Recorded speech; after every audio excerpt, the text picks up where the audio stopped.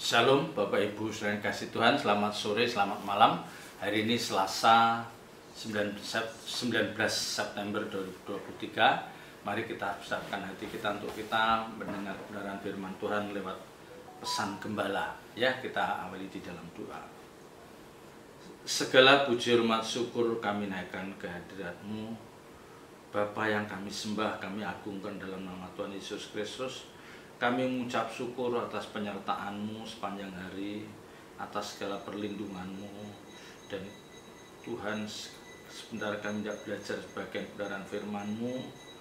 Pakai mulut lidah bibir hamba-Mu untuk kami menjadi berkat bagi banyak orang. Urapi hamba-Mu, urapi firman-Mu. Di dalam nama Tuhan Yesus Kristus kami berdoa. Haleluya. Amin. Ya. Bapak Ibu saudara yang kasih Tuhan, tentu kita sebagai orang percaya sangat memahami ya hukum utama yang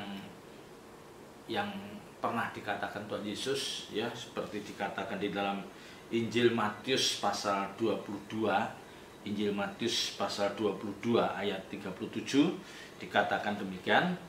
Jawab Yesus kepadanya, pada murid-muridnya, kasihlah Tuhan Allahmu dengan segenap hatimu dan dengan segenap jiwamu dan dengan segenap akal budimu. Itulah hukum yang terutama dan yang pertama.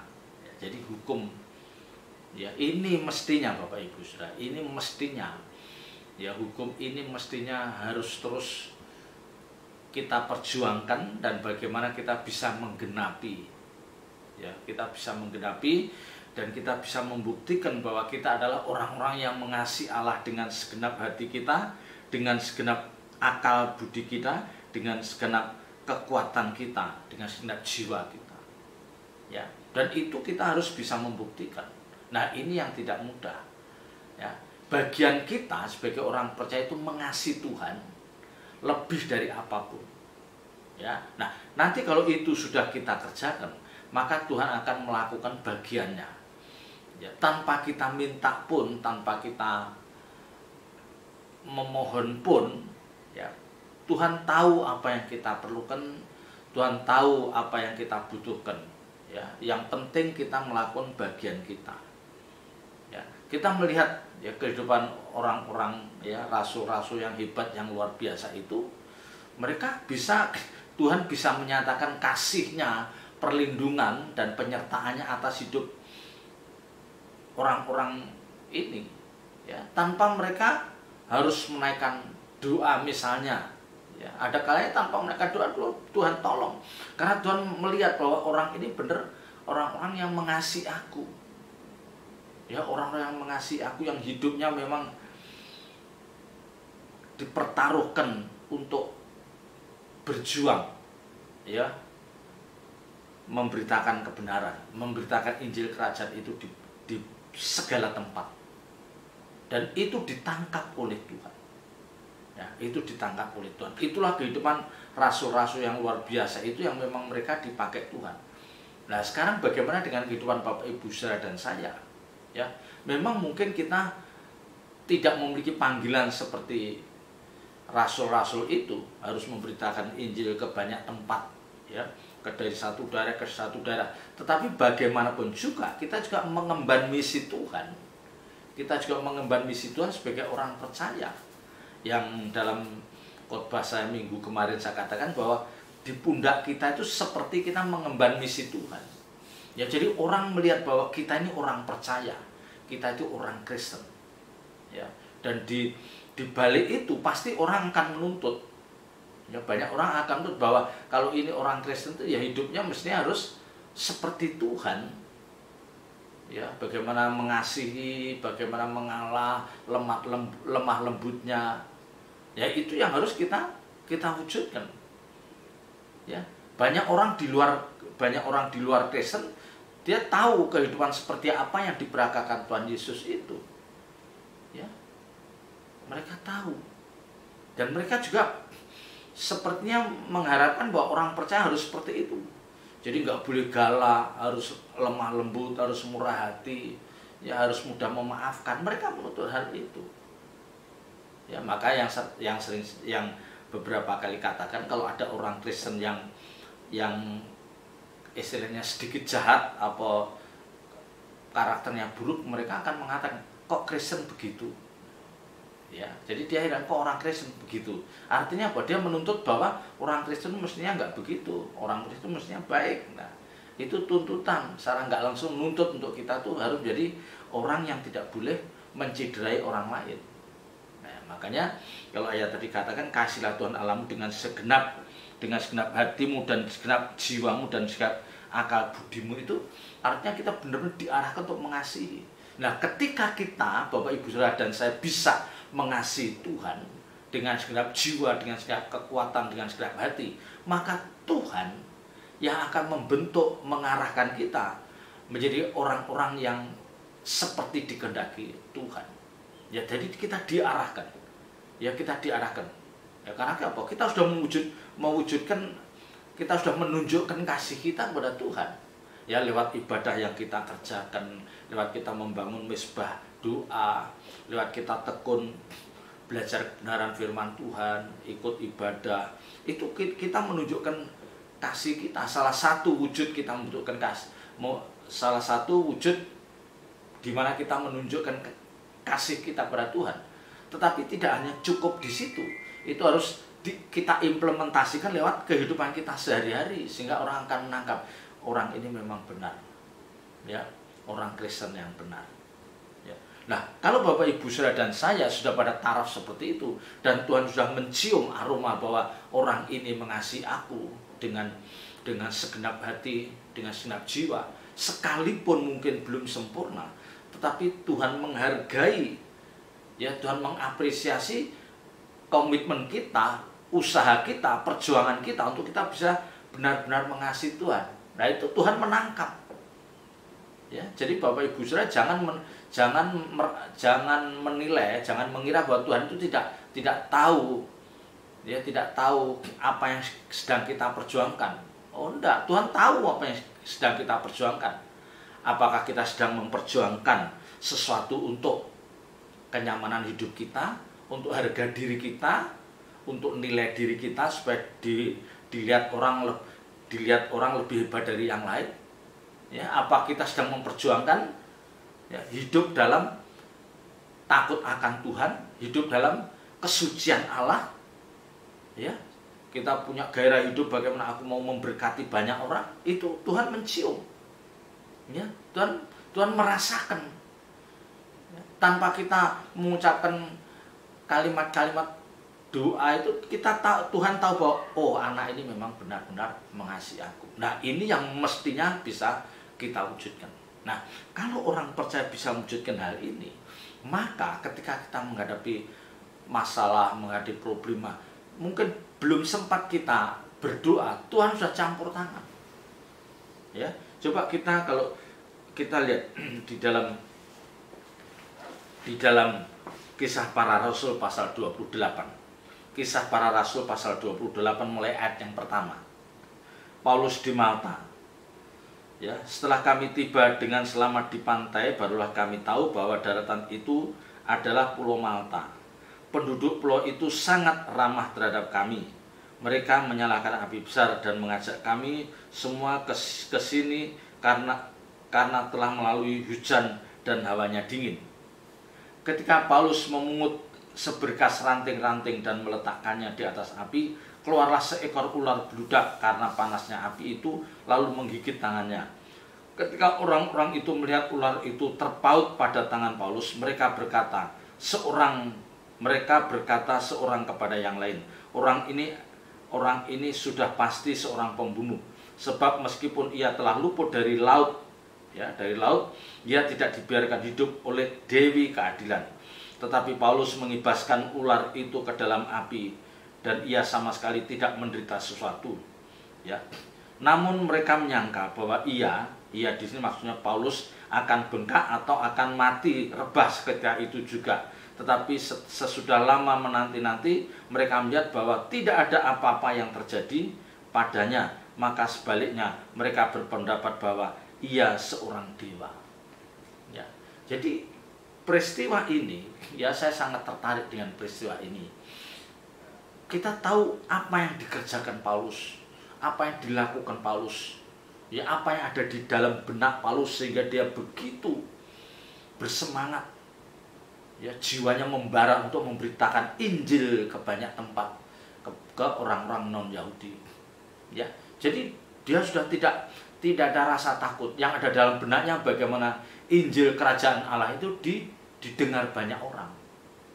Ya. Jadi ketika peristiwa ini kan mengatakan bahwa dia dipagut ular, ya ular bludak itu.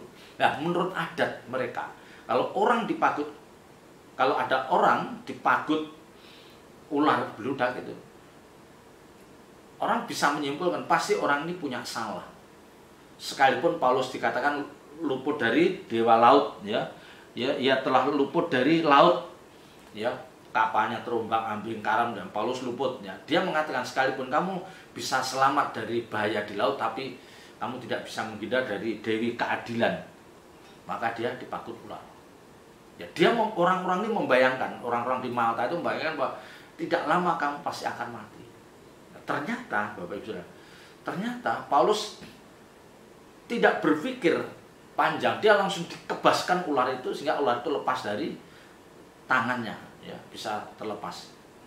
Ya, kalau Bapak Ibu Saudara, kalau dia bukan orang yang punya hubungan yang erat dengan Tuhan, ya kalau Paulus itu bukan orang yang sudah tertempa jiwanya, kalau dia bukan orang yang sudah punya atau sudah sering berjalan bersama Tuhan, pasti dia akan panik. Wah, digigit ular. Dan ini dia tahu ini pasti bukan ular sembarangan. Ya, pasti dia akan berdoa minta tolong bagaimana dia dibebaskan dari bisa ular itu supaya dia selamat. Ya, tidak ada orang yang digigit ular terus tenang-tenang, tidak ada. Ya, itu pasti ada kepanikan yang luar biasa. Tetapi apa? Paulus tidak menunjukkan kepanikan, dia hanya kebaskan itu. Ya, sehingga ular itu masuk ke dalam perapian itu dan orang menanti ini pasti dia akan tergeletak atau mati. Tetapi ternyata tidak terjadi apapun dengan Paulus. Ya, karena tidak terjadi suatu apapun, penduduk Malta itu heran, kok ada orang yang selamat dari gigitan ular bludak. Maka kesimpulannya berarti dia seorang seperti keturunan dewa atau orang yang disertai dewa. Karena nggak ada, mungkin bagi dia tidak pernah ada orang yang selamat setelah digigit ular itu. Nah, di sini Bapak Ibu Saudara, pelajaran penting yang bisa kita tangkap adalah karena Paulus dalam sepanjang hidupnya menunjukkan bahwa dia mengasihi Tuhan dengan segenap hati, dengan segenap jiwa, dengan segenap akal budi. Jadi benar-benar hidupnya diarahkan Tuhan. Jadi ketika dia menghadapi bahaya yang mengancam keselamatan jiwanya, dia tidak berdoa. Coba. Ya, dia tidak berdoa.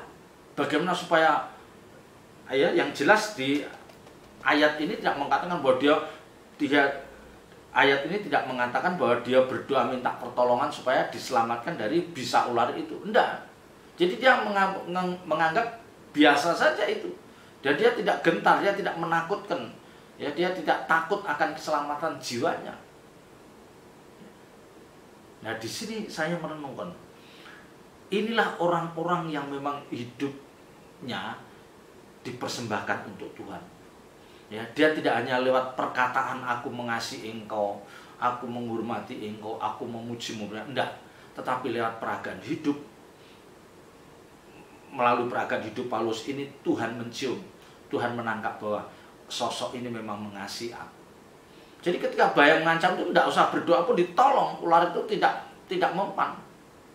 Nah, ini mestinya bisa terjadi pada banyak orang percaya. Ya. Tapi kalau kita tidak merasa bahwa kita itu hidup bagi Tuhan, ya, digigit ular pasti udah kelabakan, bingung. Ya, kalau jauh dari dokter pasti berdoa, minta tolong. Bagaimana kita ya mengkhawatirkan keselamatan jiwa kita karena gigitan ular itu, ya, atau apapun yang itu mengancam jiwa kita. Tetapi Paulus ini sosok yang dia menyerahkan hidupnya bagi Tuhan dan dia tidak pernah mengkhawatirkan keselamatan jiwanya. Dia yakin bahwa Tuhan akan menolong.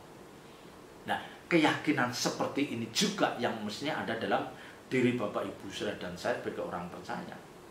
Tetapi saya mengingatkan kita tidak boleh hanya yakin Tuhan tolong. Ya, sebelum kita mengatakan yakin bahwa Tuhan akan tolong, kita harus tunjukkan bahwa hidup kita memang kita persembahkan untuk Tuhan. Ya, jadi hidup kita persembahkan untuk Tuhan dan itu ditangkap oleh Tuhan. Sehingga ketika kita tidak berdoa pun Tuhan tolong. Ya, kita tidak perlu doa puasa, Tuhan tolong. Karena apa? Tuhan tahu bahwa ini aset saya.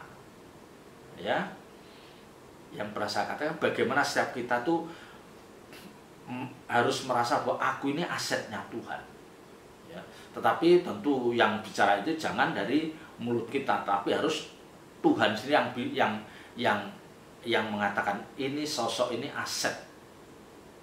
Artinya apa? Orang yang akan dipakai Tuhan sebagai alat bagi kemuliaannya. Jadi dengan begitu kan Paulus dianggap seperti dewa. Ya, dikatakan bahwa ya, bahwa tidak ada apa-apa yang terjadi padanya, maka sebaliknya mereka berpendapat bahwa ia seorang dewa. Seorang dewa. Ya, disinilah Paulus secara tidak langsung memuliakan Tuhan. Dan nanti setelah tahu bahwa Paulus itu memberitakan Injil Kerajaan Allah, yang diberitakan sosok Tuhan Yesus Kristus, baru dia tahu, wah, ya, muridnya aja seperti ini, bagaimana sesembahannya. Ya, muridnya aja kayak gini nih, bagaimana Allahnya Paulus ini pasti soal yang hebat. Nah, ini Bapak Ibu Saudara. Maka ketika kita terus dari hari ke hari kita mengupdate kasih kita pada Tuhan. Ya, kalau dulu mengasihi masih bersyarat, tapi sekarang udah mulai memahami. Jadi kita tanpa syarat.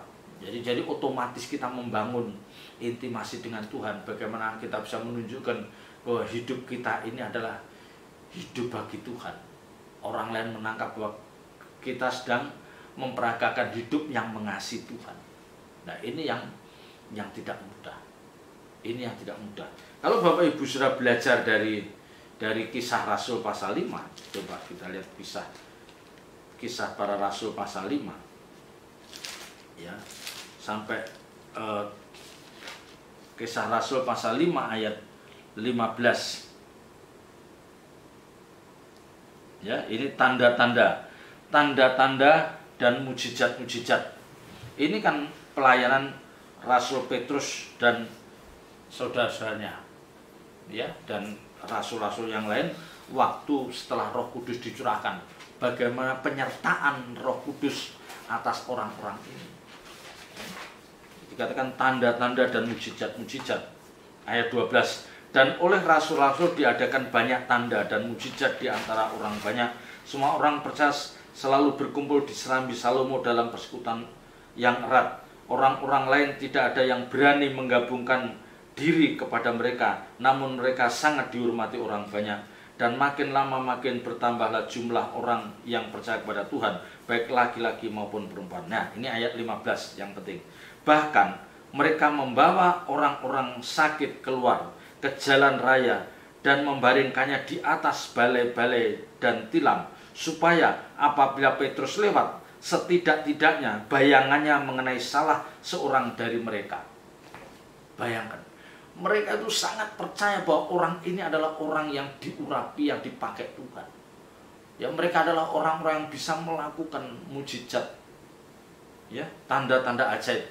Dan dia berharap setidak-tidaknya bayangannya mengenai salah seorang dari mereka. Jadi bayangan Petrus saja, bayangannya kena orang yang ditaruh di jalan-jalan itu, mereka punya keyakinan akan sembuh. Coba bayangkan. Ya, ini tentu sosok Petrus ini bukan orang yang biasa, dia pasti orang yang sudah berjalan bersama Tuhan. Dia punya pengalaman rohani yang sudah berkali-kali. Ya. Mungkin Petrus ini tidak membayangkan bahwa bayangannya ada kuasa untuk menyembuhkan orang-orang yang sakit itu. Ya, saking banyaknya orang mengagumi mereka. Ya, ya, rasul-rasul yang hebat yang dipakai Tuhan itu, mereka membawa, ya, bahkan mereka membawa orang-orang sakit keluar ke jalan raya dan membaringkannya di atas balai-balai dan tiram. Ya, kita bisa membayangkan, karena sudah tidak cukup mungkin satu ruangan untuk menempatkan orang-orang sakit itu, sampai dia di luar-luar di balai-balai itu. Ya. Tetapi mereka punya akhirnya, siapa tahu bayangan Petrus itu, ya, setidak-tidaknya bayangannya mengenai salah seorang dari mereka. Ya. Tentu ini sesuatu yang luar biasa. Tuhan mau tunjukkan pada banyak orang. Nih, orang-orang yang telah menyerahkan hidupnya untuk melayani aku, untuk mengabdi kepadaku, ya, kepada Tuhan. Tuhan akan melakukan sesuatu yang tidak pernah dibayangkan oleh mereka. Ya. Kita lihat lagi, Kisah Para Rasul pasal 19. Ya, kita lihat banyak mujizat yang dilakukan oleh orang-orang itu. Tapi itu pasti dilakukan oleh orang-orang yang memang hidupnya dipersembahkan bagi Tuhan. Dia mengasihi dengan segenap jiwa, dengan segenap hati, dengan segenap kekuatan dan akal budi. Jadi fokusnya udah ke sana. Ya. Kisah Rasul 19 ayat 12. Bahkan orang membawa sapu tangan atau kain yang pernah dipakai oleh Paulus dan meletakkannya di atas orang-orang sakit, maka lenyaplah penyakit mereka dan keluarlah roh-roh jahat. Coba, kita bisa membayangkan keadaan saat itu. Begitu spektakuler. Orang membawa sapu tangan atau kain yang pernah dipakai Paulus. Sapu tangan atau kain yang pernah dipakai Paulus dibawa, diletakkan di atas kepala orang itu. Sembuh. Dan roh-roh jahat keluar. Ya, dari peristiwa adikodrati, mujizat yang luar biasa ini, apa yang tidak saya katakan, ya, kalau memang kita benar-benar bisa menunjukkan kasih kita pada Tuhan, kita mengasihi dengan segenap hati, dengan segenap jiwa, dengan segenap kekuatan dan akal budi, artinya apa? Kasih kita fokus, tidak bercabang, benar-benar mengasihi Tuhan, maka Tuhan akan melakukan sesuatu yang tidak pernah kita bayangkan. Petrus pun tidak pernah membayangkan kalau bayangannya bisa menyembuhkan orang sakit.